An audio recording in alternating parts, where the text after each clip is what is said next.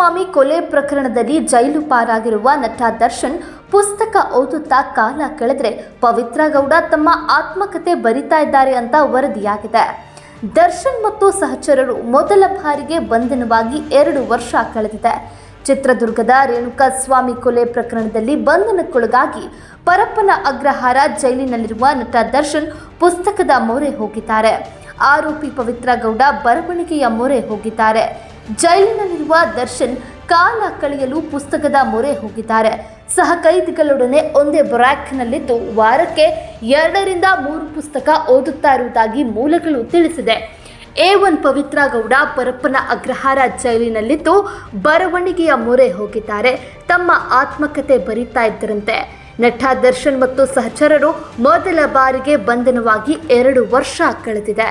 ರೇಣುಕಾಸ್ವಾಮಿ ಕೊಲೆ ಪ್ರಕರಣದ ಸಂಬಂಧ 2025 ಜೂನ್ 11ರಂದು ದರ್ಶನ್ರನ್ನ ಮೈಸೂರಿನ ಹೋಟೆಲ್ ಒಂದರಲ್ಲಿ ಅನ್ನಪೂರ್ಣೇಶ್ವರಿ ನಗರ ಠಾಣೆ ಪೊಲೀಸರು ಬಂಧಿಸಿದ್ರು. ಜೂನ್ 7ರಂದು ಚಿತ್ರದುರ್ಗದಿಂದ ರೇಣುಕಾಸ್ವಾಮಿಯನ್ನ ಕಿಡ್ನಾಪ್ ಮಾಡಿ ಬೆಂಗಳೂರಿನ RR ನಗರದಲ್ಲಿರುವ ಪಟ್ಟಣಗೆರೆ ಶೆಡ್ಗೆ ಕರೆತಂದು ಹಲ್ಲೆ ಮಾಡಿದ್ರು. ಆರೋಪಿಗಳು ದರ್ಶನ್ ಹೆಸರು ಬಾಯ್ಬಿಟ್ಟಿದ್ರಿಂದ ಅವರನ್ನ ಬಂಧಿಸಿ ಜೈಲಿಗೆ ಕಳುಹಿಸಲಾಗಿತ್ತು. ಜೈಲು ಸೇರಿದ ದರ್ಶನ್ ಮತ್ತು ಸಹಚರರು ಹೈಕೋರ್ಟ್ನಿಂದ ಮಧ್ಯಂತರ ಜಾಮೀನು ಪಡೆದು ಹೊರಗೆ ಬಂದಿದ್ರು. ಜಾಮೀನು ರದ್ದುಪಡಿಸುವಂತೆ ಕೋರಿ ಪೊಲೀಸರು ಸುಪ್ರೀಂ ಕೋರ್ಟ್ ಮೆಟ್ಟಿಲೇರಿದ್ರು.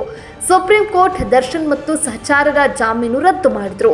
ಈ ಹಿನ್ನೆಲೆಯಲ್ಲಿ ದರ್ಶನ್ ಸೇರಿ 7 ಜನ ಆರೋಪಿಗಳು ಮತ್ತೆ ಜೈಲು ಪಾಲಾದರು.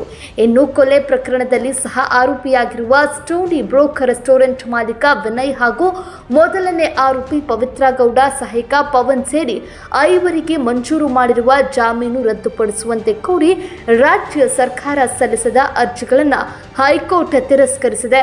ಪ್ರಕರಣದಲ್ಲಿ 9ನೇ ಆರೋಪಿ ವಿನಯ್, 3ನೇ ಆರೋಪಿ ಪವನ್, ಚಿತ್ರದುರ್ಗದ ದರ್ಶನ್ ಅಭಿಮಾನಿ ಬಳಗದ ಅಧ್ಯಕ್ಷನಾಗಿರುವ 4ನೇ ಆರೋಪಿ ರಾಘವೇಂದ್ರ, 5ನೇ ಆರೋಪಿ ನಂದೀಶ್, 9ನೇ ಆರೋಪಿ ಧನರಾಜ್ ಬೆಂಗಳೂರಿನ ಸೆಷನ್ಸ್ ನ್ಯಾಯಾಲಯ 2024 ಅಡಿ ಡಿಸೆಂಬರ್ 24ರಂದು ಮಂಜೂರು ಮಾಡಿರುವ ಜಾಮೀನು ರದ್ದುಪಡಿಸುವಂತೆ ಕೋರಿ ಕಾಮಾಕ್ಷಿಪಾಳ್ಯ ಪೊಲೀಸರು ಹೈಕೋರ್ಟ್ಗೆ ಪ್ರತ್ಯಕ್ಷ 4 ಅರ್ಜಿ ಸಲ್ಲಿಸಿದರು. ನ್ಯಾಯಮೂರ್ತಿ S. ರಾಚಯ್ಯ ಅವರ ಪೀಠ ಈ ಅರ್ಜಿಗಳ ವಿಚಾರಣೆಯನ್ನು ಏಪ್ರಿಲ್ 11ರಂದು ಪೂರ್ಣಗೊಳಿಸಿ ಆದೇಶ ಕಾಯ್ದಿರಿಸಿತು. ಕಾಮಾಕ್ಷಿಪಾಳ್ಯ ಪೊಲೀಸರ ಪ್ರತ್ಯೇಕ 4 ಅರ್ಜಿಗಳನ್ನು ತಿರಸ್ಕರಿಸಿ ನ್ಯಾಯಮೂರ್ತಿ S. ರಾಚಯ್ಯ ಅವರ ಪೀಠ ಬುಧವಾರ ಜೂನ್ 10ಕ್ಕೆ ಆದೇಶ ಪ್ರಕಟಿಸಿದೆ. ಈ ಸಂಬಂಧ ಜೂನ್ 11ರಂದು ದರ್ಶನ್ ಮತ್ತಿತರರನ್ನ ಕಾಮಾಕ್ಷಿಪಾಳ್ಯ ಪೊಲೀಸರು ಬಂಧಿಸಿದ್ರು. ಜೂನ್ 22ರಿಂದ ದರ್ಶನ್, ನಟಿ ಪವಿತ್ರ ಗೌಡ ಹಾಗೂ ಅರ್ಜಿದಾರ ಆರೋಪಿಗಳು ನ್ಯಾಯಾಂಗ ಬಂಧನದಲ್ಲಿದ್ದಾರೆ.